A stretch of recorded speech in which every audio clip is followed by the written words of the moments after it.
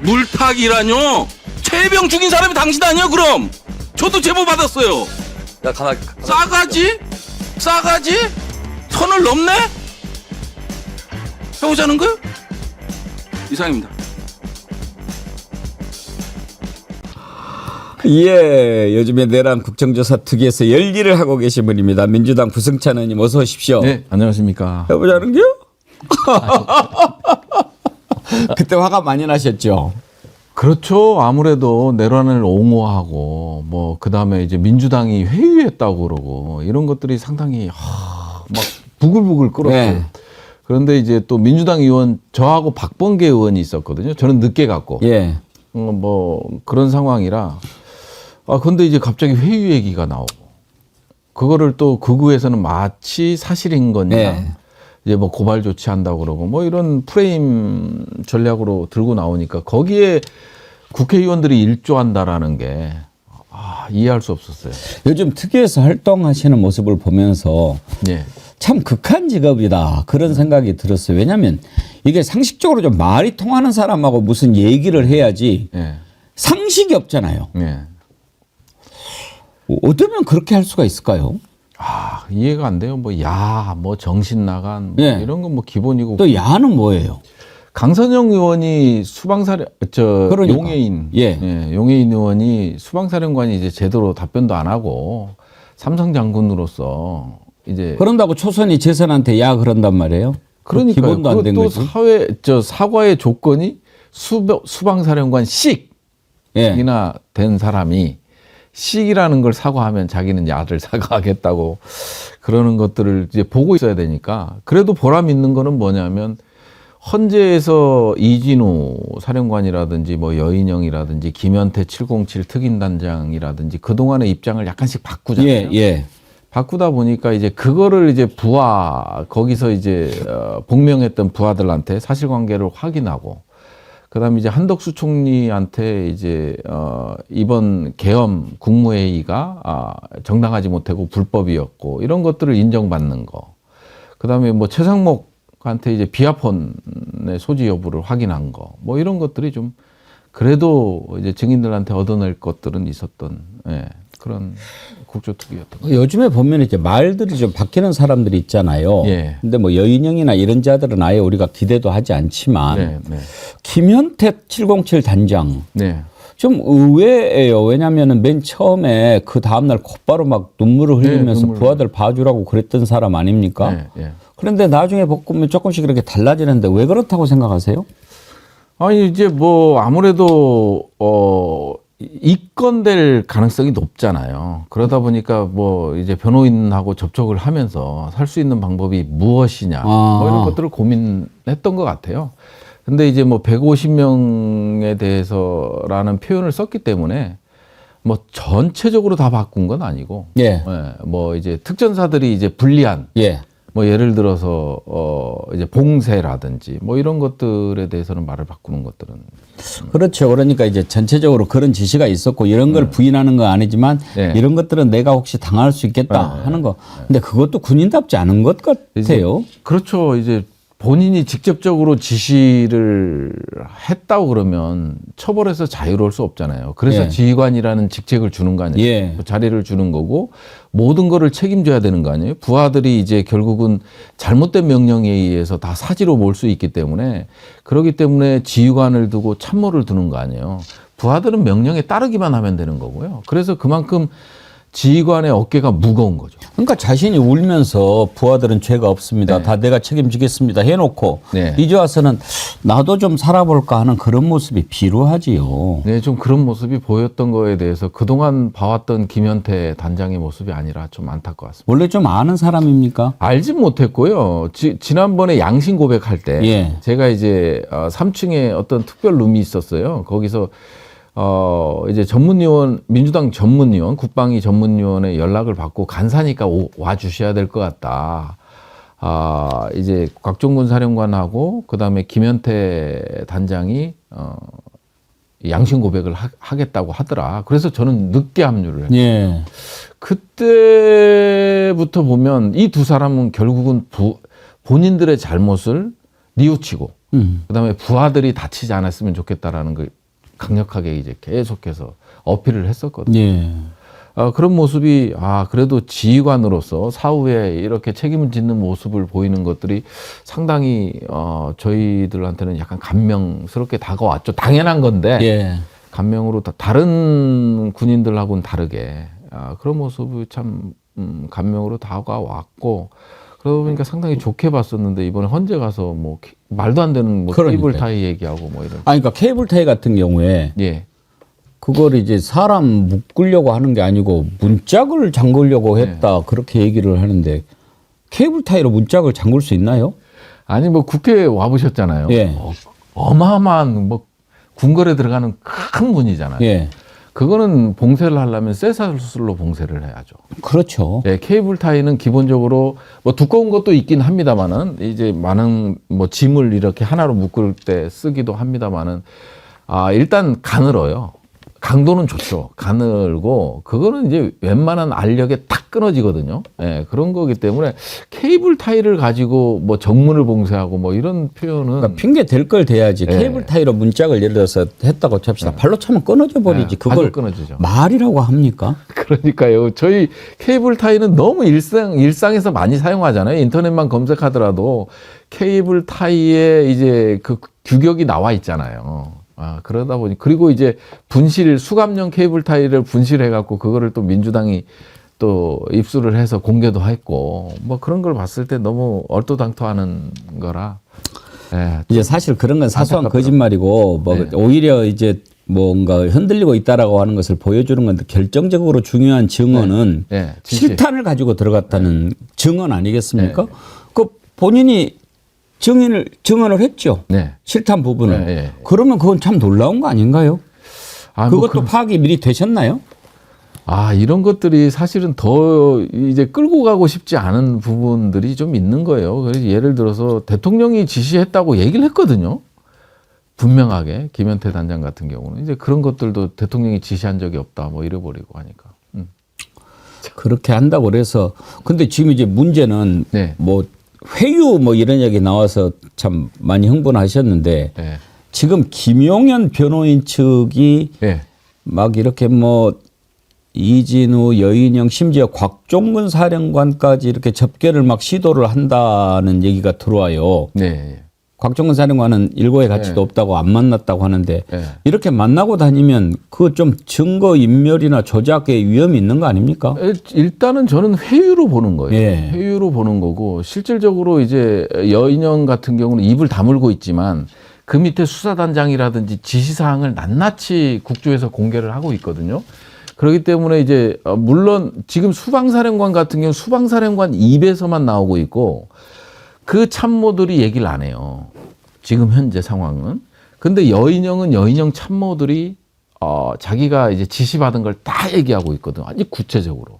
검찰에서도 그렇고 국조에서도 국정조사특위에서도 아주 자세히 하고 있기 때문에 여인영은 아마 이진우 같이 완전히 저쪽 편에 서 갖고 하지 못할 겁니다. 물론 여인영하고 이진우 사령관을 이제 여인영을 4차례 만났다는 거 아닙니까? 김용현 측 변호인이. 그 다음에 이제 이진우는 2차례 만났다라는 거 아니에요? 근데 이진우는 확실히 회유당한 것 같고요. 완전히 거기 김용현 이 피고인의 주장대로 이제 휩쓸려 가고 있는 거고. 여인영은 그래도 이제 언론이나 이런 걸 보면 헌재 내용을 보면 말을 아끼거든요. 입을 다물고 있고. 그런 점에서 봤을 때는 이 참모들이 확실히 그 사실대로 얘기하고 있기 때문에 일관되게. 이번 국조특위에서도 제가 그 공소장에 나와 있는 걸 그대로 그 수사단장한테 물었어요. 네. 다 읽었거든요. 네. 한 12개 정도를 전부 읽었거든요. 14명의 이제 체포 명단을 여인영이 준 거부터 시작을 해서 그다음에 국회에서 어디에서 50명이 대기하는 거 뭐 이런 것들을 공소장에 나와 있는 거 다 얘기를 했는데 딱 하나 다르게 그 수사단장이 표현한 게 있어요. 체포라는 표현을 안 썼다. 잡아서. 그게 체포지.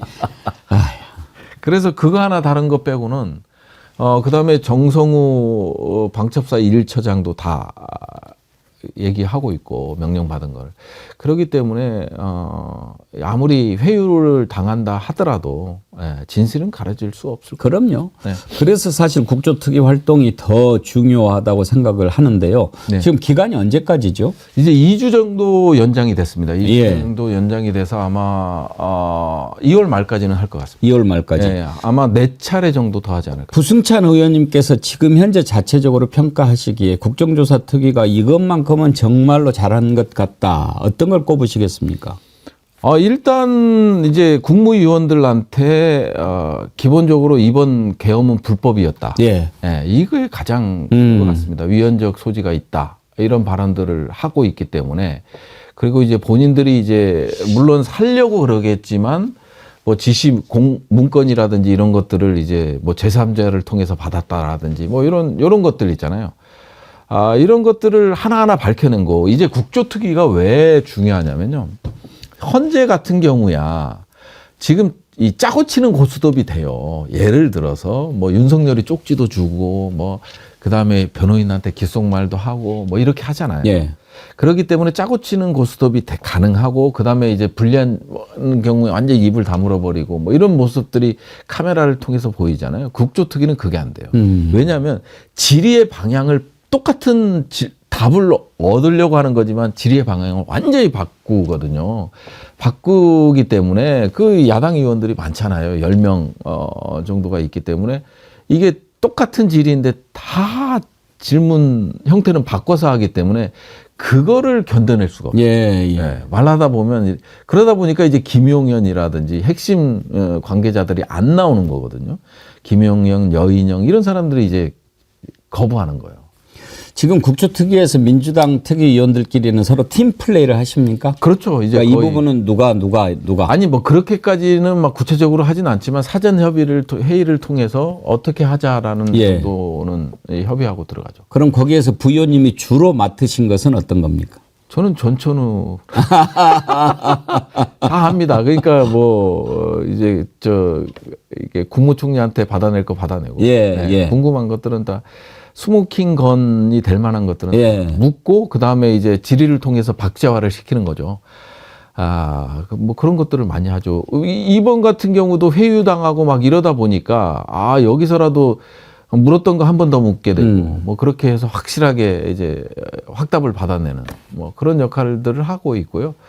워낙 이제 증인들이 많다 보니까 이제 뭐 자기 분야, 뭐 예를 들어서 윤건영 의원님 같은 경우는 아무래도 청와대 생활을 한 10년 가까이 했기 때문에 뭐 경호처라든지 뭐 이런 쪽 분야에 이제 특화가 좀 돼 있고요. 대통령실과 관련된 특화가 돼 있고. 저 같은 경우는 아무래도 이제 국방 쪽이 특화돼 있고 예. 이제 뭐 비아폰이라든지 뭐 이런 것들에 좀 특화가 돼 있는 부분입니다. 우리 부승찬 의원님 그때 속이 시원했다는 글들이 많이 올라와요. 블루베리님, 부승찬 의원님 그때 속이 시원했어요. 이은주님, 선비병, 신사병에 걸려서 맨날 당하는 민주당 의원들 때문에 복장 터질 때가 많았는데 부승찬 의원님 덕택에 속이 뻥 했습니다. 감사합니다. 아니, 저를 범죄자 취급하는 거니까요. 제가 마치 이제 회유를 한 것처럼 이제 본인은 제 이름을 얘기 안 했지만 거기 들어온 국회의원들 박범계 의원하고 저잖아요. 그러니까 너무 황당하고 이런 거에 참을 수 없었던 거고 저는 신사적으로 갔던 것 같아요. 근데 이제 싸가지라는 예. 뭐 이런 표현들이라든지 뭐 선을 넘었죠.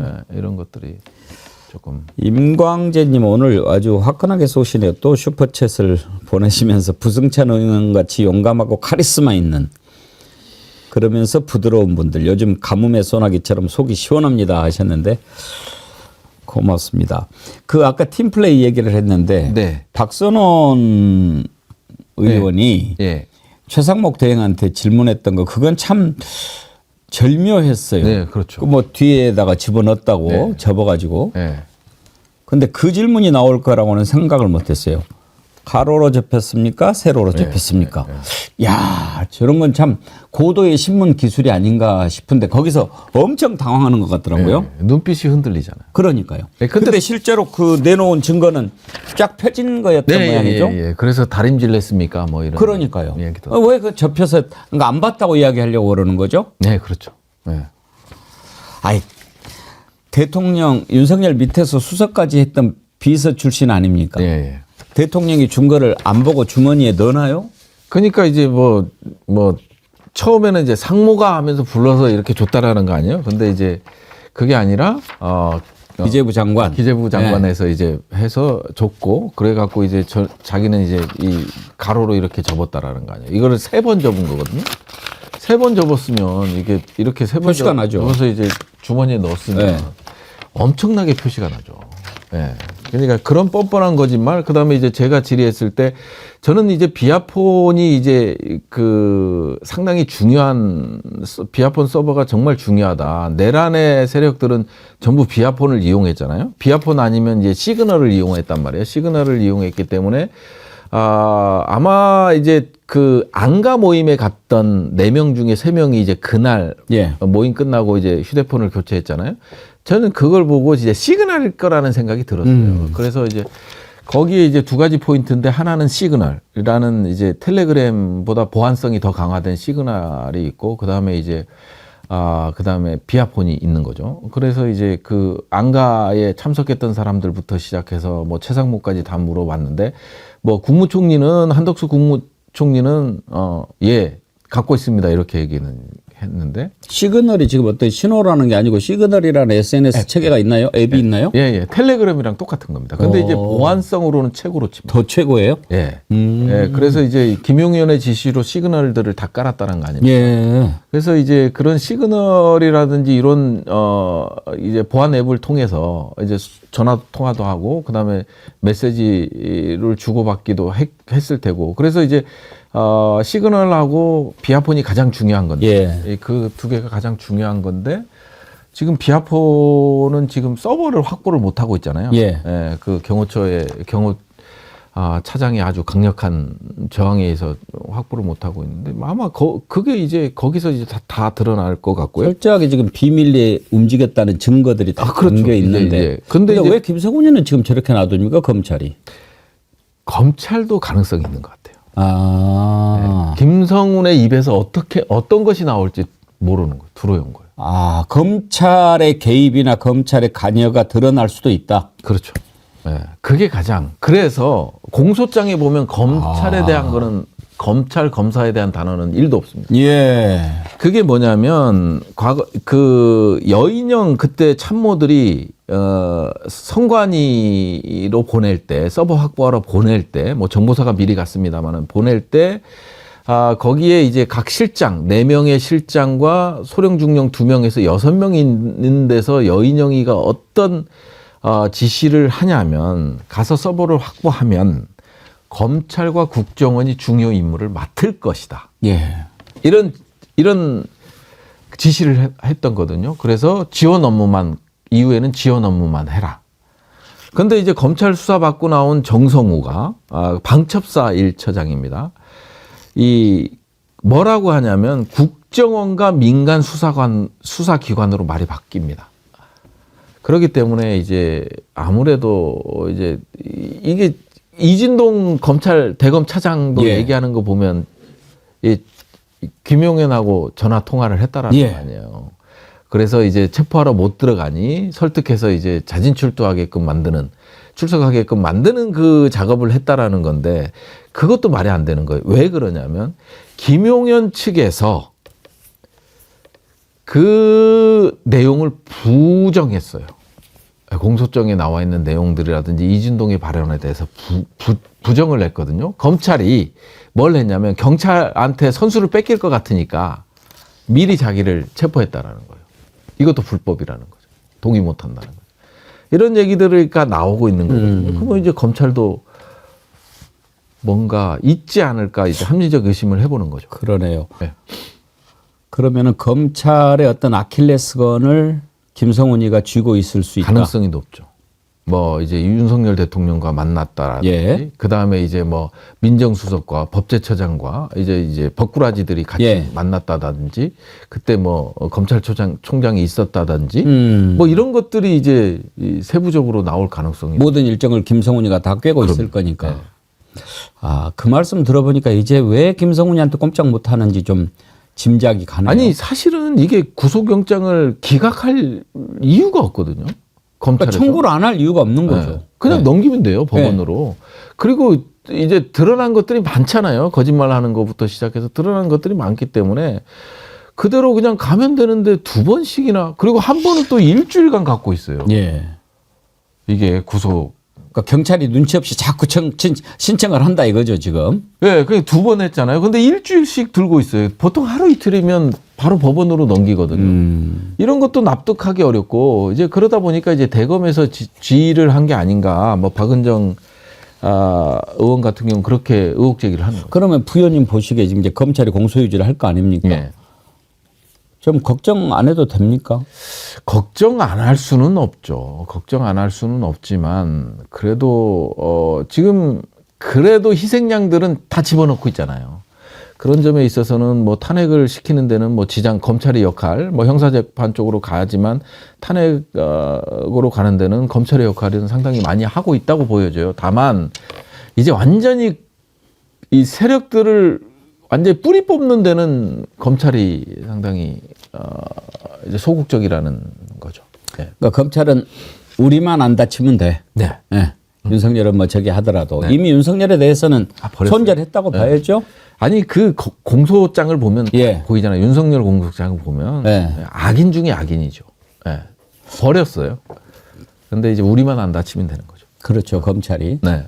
홍장훈 차장 이렇게 좀 일관성 있게 진술을 하지 않습니까? 네. 그런데 지난번에 얘기 들어보니까 홍장훈 차장도 HID 출신이었다고. 아니 그건 아니고요. 707입니다. 아, 참 707 출신이었다고. 대입 때까지 있다가 예. 바로 국정원으로 넘어가서 음. 대테러 분야에서 이제 몇십 년간 국정원에서 역할을 했었죠. 그러다 보니까 특수요원 중에 특수요원이죠. 오. 네. 그 707에서 훈련 받았으면은 우리 HID 훈련 받은 우리 보 의원님 같이. 아니 상당한- 저는 네. HID를 뭐 본격적으로 정규 과정을 이수한 게 아니고요. 저는 관리자입니다.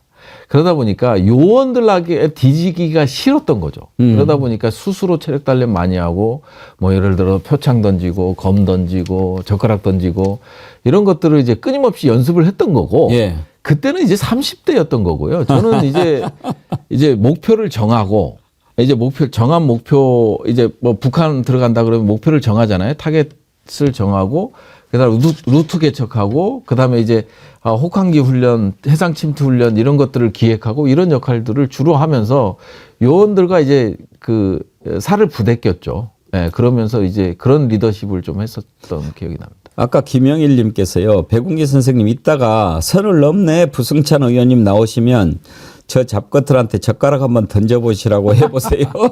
다시 연습해야 될 것 같습니다. 그 젓가락을 그러면 던지면 뭐 쇠젓가락을 던져요? 네. 나무젓가락을 던져요? 쇠젓가락입니다. 쇠젓가락을. 예, 예. 그러면 그걸 던지면 예. 목표 지점에 탁 갖다 꽂히는. 잘 꽂혀요. 오. 잘 꽂히는 게 뭐냐면 제가 제일 힘들었던 거는 이제 검이 제일 힘들더라고요. 이제 이 단검. 예, 단검 같은 경우는 한 바퀴만 뭐 다른 것도 마찬가지지만 한 바퀴 반을 돌아야 거리에 상관없이 정확히 꽂히는 건데 상당히 이제 힘 조절이라든지 또 이제 한 번에 이제 제거해야 되니까 그러니까 이제 적당한 힘 조절이라든지 이런 것들이 필요하잖아요. 그 다음에 이제 표창 같은 경우는 이제 어느 방향으로 가더라도 꽂히잖아요. 예. 다 뾰족뾰족 예. 되게 별표가 돼 있으니까. 근데 이제 이 젓가락 같은 경우도 상당히 잘 꽂혀요.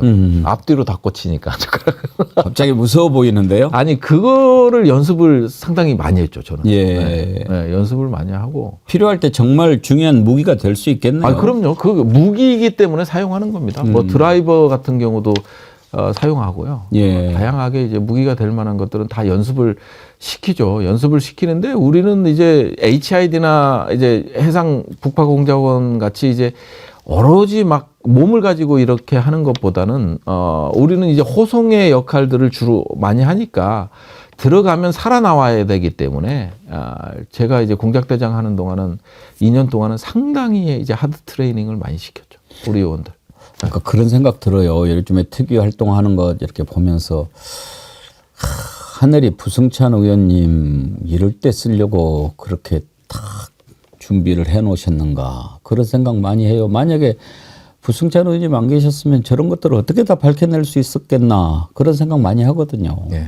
아니 뭐 이게 뭐 사실은 이제 몸으로 하는 거는 이미 정말 젊었을 때 일이고 지금은 이제 머리로 뭔가를 해보고 싶은데 예. 머리는 안 따라주고 아이고. 그러다 보니까 이제 뭐 박사학위 가서도 이제 한 6년 정도 고생했던 것도 있고 학생들하고 이제 계속 강의를 하고 이제 토론을 하면서 그때 많이 배웠던 것 같아요. 학교에서 이제 시간 강사하고 이제 뭐 교수 생활하고 이러면서 그때 이제 뭐 질문하는 거라든지 자료를 찾아내는 거라든지 또 상대방한테 이제 말로써 공격하는 거라든지 이런 것들을 이제 논리적으로 맞서는 거. 물론 뭐 사실은 논리로 되는 건 없죠. 지금 국힘은 완전히 내란을 옹호하잖아요. 헌정 질서를 유린한 그 죄인들을 대역 죄인들을 옹호하잖아요. 그러니까 이제 논리적 싸움은 상당히 어렵죠. 그러다 보니까 그럼에도 불구하고 저쪽에서 상대방을 인간 취급해주면 인간으로 대접하는 거고요. 짐승 취급하면 어느 순간에 이제 짐승으로 빙의해서 똑같이 이제 해야 된다라는 생각은 갖고 있습니다. 아까 검찰을 믿을 수 있겠는가 이 부분에 예. 대해서 잠깐 말씀을 나눠봤는데 예. 홍장훈 차장에 대해서 이제 헌법재판관에서 이렇게 하는 걸 보면 정영식 재판관이 정말 사소한 거 문제도 아닌 거 그 메모를 이렇게 흘려 쓴 걸 가지고 왜 검거 지원 요청이라고 안 쓰고 검거 요청이라고 네, 썼냐고 네, 시비 잡는 걸 보면서 저 양반 왜 저러나 싶었는데 특위위원으로서 보시기에 헌법재판소 판결 또는 변론 과정 문제는 없다고 보십니까? 저는 뭐 이제 뭐 일단 결국은 모든 국민 5천만이 다 알잖아요. 죄인이라는 거는 다 아는 사실이잖아요. 팩트잖아요.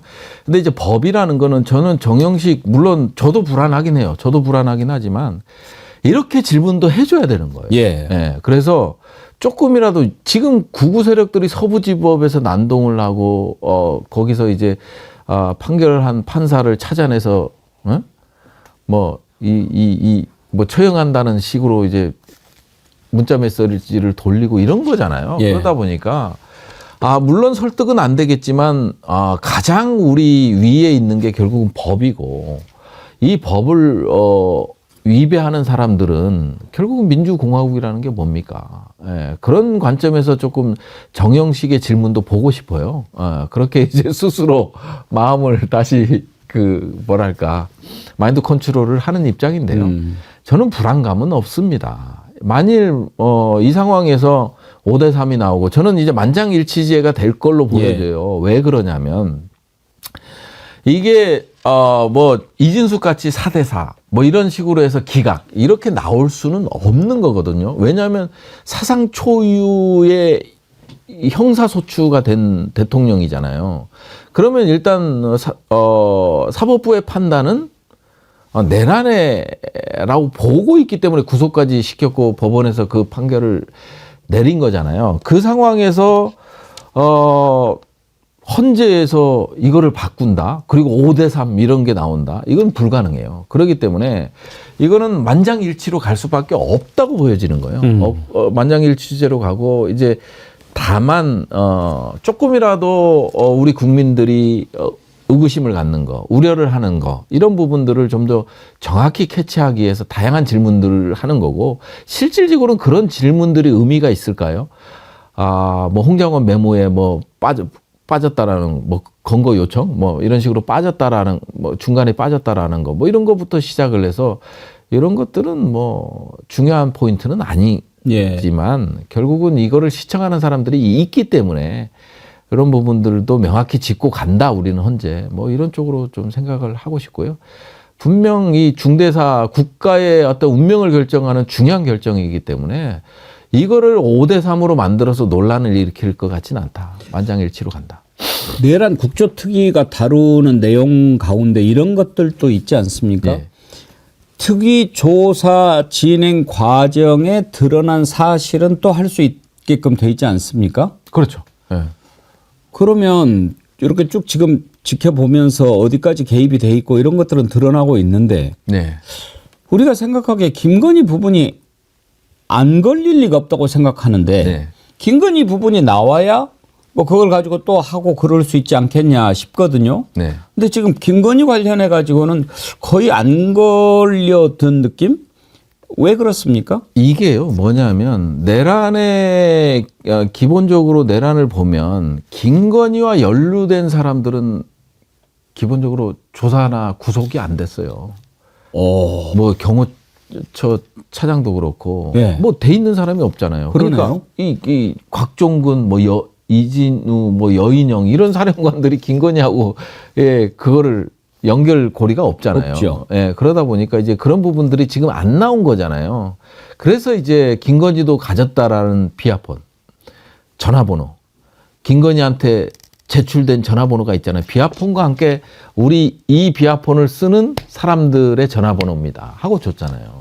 거기서부터 이제 시작되는 거죠. 근데 왜 김건희 쪽이 지금 구속이 안 되죠? 검찰에서 이제 다 막. 김건희 쪽을 봐준다. 네. 지금 그렇게밖에는 보여줄 수 없는 거죠. 지금 그러다 보니까 이제 김성훈부터 해서 잡아들여야 되는. 그럼 아까 말씀하신 김성훈 관련된 것도 결국은 김건희하고 이어지는 고리라고 보시는군요. 왜냐하면 서버가 확보가 될 거 아니에요. 예. 지금 대통령실에서 완전히 철옹성 같이 보호되고 있는 비아폰 서버. 누가 누구랑 통화했고. 뭐 이런 것들이 다 나오니까. 그러면 부위원님께서 그냥 짐작하시기에 김건희는 어디까지 개입했을 것 같습니까? 전 전반적으로 다 관여. 아예 그 계엄 이 모의 계엄의 핵심은요. 저는 윤석열이 수개로 나와 있지만 윤석열은 그 정도 능력이 안 되는 사람이에요. 오호. 왜냐하면 매일 술 먹고 출근 안 하고 그러다 보니까 이제 빈차 보내고 출근 시간에 빈차 보내고 이런 것들이 사실로 확인됐잖아요. 그러다 보니까 그런 것들을 판단하고 결정하는 능력이 안 된 겁니다. 뭐 이제 정상회담이나 정상 외교를 할 때도 보면 김건희가 이제 이렇게 세워주고 그다음 방명록에 뭐 하나 쓰지 못해 갖고 전쟁기념관 예. 현충원에서 이제 그 쪽지를 보고 쓰고 그런 사람 아니에요. 그러니까 이제 판단 능력이나 결정 능력이 상당히 제로에 가까운 사람이죠. 그러다 보니까 이 역할을 해준 사람이 누구였느냐? 김건희였거든요. 이게 간접적으로 드러났던 부분들이고 이런 부분들이 앞으로 이제 검찰과 함께 이제 김건희 이쪽 부분이 이제 추후에 밝혀져야 될 부분들이라고 생각이 들어져요. 그래서 이제 특검으로 가기는 사실은 어렵다. 특검으로 가기는 사실 지금 국민의힘이 똘똘 뭉쳐 있기 때문에 200명을 이제 거부권 행사됐을 때 그리고 최상목도 보면 아시겠지만 비아폰을 갖고 있었던 사람 아니에요. 이제 경호처에서 제공한 비아폰을 아니 경제부총리가 왜 비아폰을 갖고 있냐고요. 말도 안 되는 거거든요.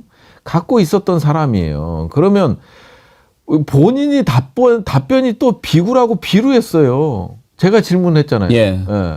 뭐라고 했어요? 권한대행. 경호처에서 제공한 비아폰 갖고 계십니까? 그랬더니 하다가 보니까 예. 갖고 있더라고요. 이런 표현을 쓰거든요. 그러니까 이런 부분들이 앞으로 밝혀져야 될 부분이고 그 기획자들이 이제 차츰차츰 예. 한 명, 두 명 이제 모습을 드러내겠죠. 한두 그 가지 중심에는 예. 김건희가 있는 거고요. 더 여쭤보겠습니다. 이제 곽종근 사령관 같은 경우에 이제 정말 진실을 얘기하고 있지 않습니까? 그러다 네. 보니까 민주당이 회의원이 여전히 저런 말도 안 되는 소리를 하는데 우리 국민들이 보기에 그래도 저렇게 물론 그 계엄 당일날 군대를 동원하기는 했지만 자기의 잘못을 뉘우치고 저렇게 진실을 이야기하는 사람은 뭔가 그래도 좀 우리가 생각해 줘야 되는 거 아닌가 그런 생각을 하는 분들이 좀 있거든요. 네. 그래서 뭐 공익 제보자라든지 뭐 이런 식으로 좀 대우를 해줄 수 있나요? 그래서 양심 고백할 때 상당히 불안해했던 거는 사실이에요. 그래서 이제 공익 제보 신청을 하겠냐 물어봤어요. 예. 의견을 구했고 그래서 그 김현태 특임단장하고 곽종근 사령관이 공익 제보 그거 신청서를 작성한 걸로 알고 있고요. 그렇게 신청을 해서 지금 신청해 놓은 상태고요. 이제 그런 상황에서 이제 김현태 단장이 이제 약간 50% 정도는 이제 돌아서는 뭐 그런 있고 아무래도 이제 가장 그 곽종근 사령관의 가장 큰 안쓰러움은 뭔지 아십니까? 뭡니까? 저한테 한 얘기 중에 왜 자기인지 모르겠다.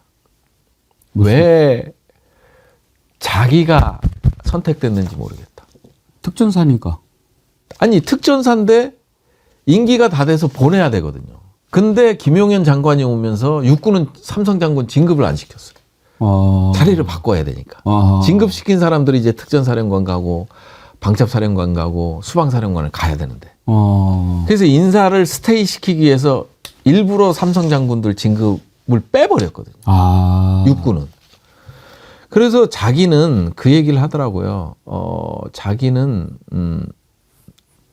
별 2개에도 상당히 보람을 갖고 영광으로 생각하는 사람이었는데 왜 3차일 겁니다. 3차에 자기를 3스타를 달아줬는지 이해가 안 된대요, 지금.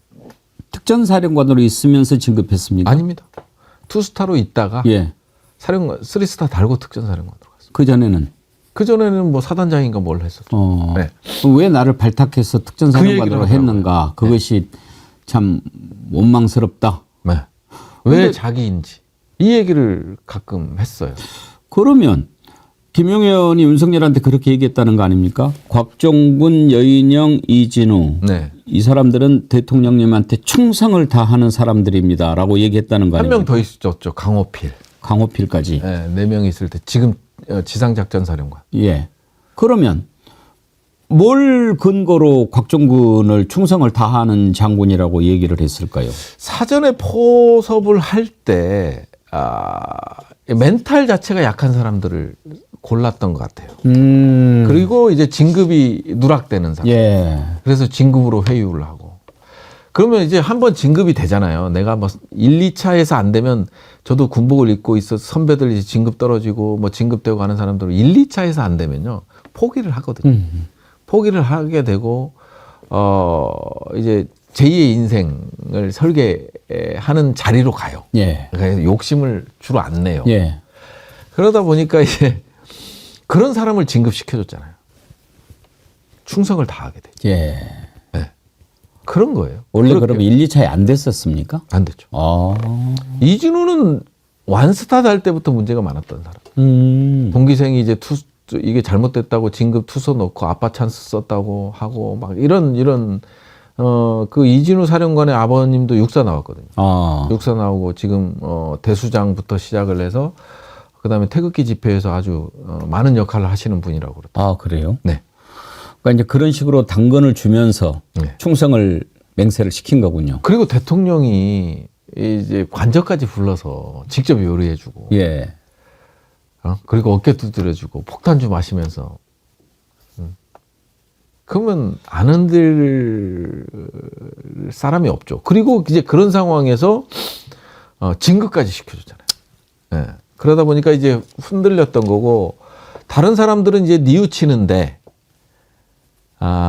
다른 사람들은 뉘우치지 않는데 이제 곽종군 사령관은 일관되게 가고, 그 다음에 이제 자술서를 써서, 혹시나 이제 자기가 말을 잘못할거나 일관성이 떨어질까봐 이제 기준을 세우고, 그래서 일관되게 가고, 그 다음에 일관되게 부하들, 구해달라고, 얘기를 하는 지휘관, 유일한 지휘관인 것 같습니다. 남은 특위 활동은 어떤 것에 집중하실 생각입니까? 일단 아무래도 제가 이제 특위 연장 2주 연장됐기 때문에 원래는 이번 주 마감이었거든요. 연장됐기 때문에 이제 간사나 이제 위원장님께 부탁드린 거는 이제 사령관들 필요 없다. 그 밑에서 이제 복명했던 이제 참모들. 예. 그 다음에 뭐 민정수석 필요 없다. 거기 보좌관들. 뭐 이제 안가를 예약했던 보좌관들. 이런 사람들을 좀 불러서 좀 할 필요. 최상목 차관보 쪽지를 이제 건네받았던 이제 기재부의 차관보. 그래요. 그런 데서 중요한 얘기들이 많이 나오는 것 이런 같아요. 사람들을 부르자고 얘기를 하고 2주 동안은 증인 신청할 때 이런 사람들로 갔으면 좋겠다. 예. 그래서 군, 그다음에 검찰, 그다음에 뭐 국정원 뭐 할 거 없이 모든 조직에 이런 사람들을 좀 불러줬으면 좋겠다. 이제 핵심적인 2인자라고 볼 수 있는 거 아니에요? 뭐 비서실장급이나 김용현의 장관보좌관이나 정책보좌관이나 아니면 군사보좌관, 비서실장 역할을 맡고 있는 군사보좌관 이런 사람들을 이제 불러서 이제 질의를 하고 뭐 이런 것들 궁금한 것들이 많기 때문에 그런 부분들을 조금 저는 하고 싶다고 해서 의견은 개진했습니다. 목요일 날 헌재 변론에 조지호 경찰청장이 출석하는데 네. 조지호 청장이 암에 걸렸다고 그래서 좀 불쌍한 마음을 갖고 연면회 정도 있고 그렇게 봤는데 요즘에 나와서 하는 거 보면 또 좀 저 사람 괜히 봐줬나 그런 생각이 들 정도로 좀 왔다 갔다 하는 거 느껴지지 않습니까? 이 사람들은 그러니까 지은 죄가 많을수록 결국은 한 몸이 되는 거 아니겠어요? 지은 죄가 많으기 때문에 윤석열과 한 몸이 되는 거죠. 예. 그런 거고 조지호도 마찬가지입니다. 조지호도 이제 법적 책임에서 자유로울 수가 없어요. 똑같은 처벌을 받을 가능성이 있거든요. 그러다 보니까 이제 결국은 아니 내가 여기서 이쪽으로 갈아탄들 마찬가지 아니에요. 그렇기 때문에 이제 완전히 윤석열의 배팅을 하는 거죠. 그러니까 양심이 없는 사람이라는 얘기입니다. 그러니까요. 좀 정말 그렇게 몸도 아프고 그렇게 큰 죄를 저질렀으면 자식들과 국민들 보기에 부끄럽지 않은 그런 마무리를 해야 되는 거 아닌가 그런 생각이 그래서 듭니다. 그런 의미에서 곽종근 사령관은 대단한 분이에요. 예. 느낌을 뭐 인물의 재발견이라고 할까요? 그러게요. 네. 끝으로 한 가지만 더 여쭤보겠습니다. 윤석열을 오늘 이제 김기현 네. 전 대표가 만난 모양이에요. 네. 참 윤석열 이자는 참 정말 악랄한 자입니다. 이런 얘기를 했다고 그러네요. 김기현한테. 자립준비 청년, 영세 자영업자 잘 챙겨라. 비상계엄은 헌법 절차 안에서 이행됐다. 그러면서 청년이 나라의 주인이라고 생각한다. 네. 이제 청년들을 선동하는 거죠. 네. 요즘에 보면 저자들이 막 그렇게 날뛰고 그러는데 어떤 시각에서 보고 계십니까? 일단 상당히 이제 뭐 트럼프 대통령의 이제 전략을 많이 쓰는 것 같아요. 그러니까 이제 상대적 박탈감을 가진 사람들을 찾아내고 그 조직을 찾아내고 그 조직으로 하여금 이제 쾌감을 느끼게 이제 내가 어디로 가야 될지 방향 설정이 안 된 사람들을 찾아내고 거기에 이제 당근을 제공하면서 이 사람들을 심리적으로 이용하는 거죠. 그러니까 악마예요. 제가 김기현도 악마고요. 윤석열은 더더욱 악마입니다.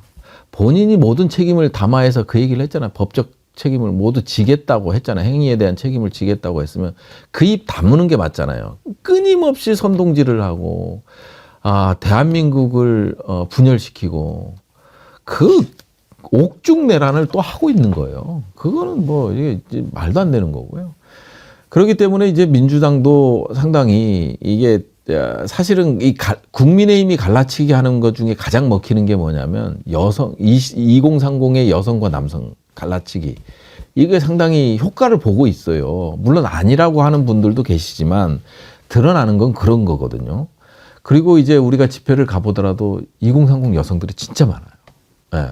그러면 이런 것들을 순수하게 국힘이나 여당은 보지 않는 거예요. 이거를 이용하는 거죠. 정치적인 프레임을 만들어내고 이용하는 거죠. 아주 나쁜 것들이 있기 때문에 하여튼 우리 민주당도 이런 부분들을 잘 캐치해서 진짜 대통합하는 그런 의미로 가야 되는 것 같아요. 그러니까 김경수 뭐 이제 후보들이 많잖아요. 후보들이 많음에도 불구하고 이게 이제 친명과 반명의 이제 프레임을 만들고 갈라치기를 하는 거는 우리 민주당 진보 진영이 아니라 국힘이고 그다음에 이제 뭐 썸네일이나 언론에 하나 뜨면 이 민주당이 달려드는 거예요. 예. 민주당 지지자들이. 그거는 국힘이 바라는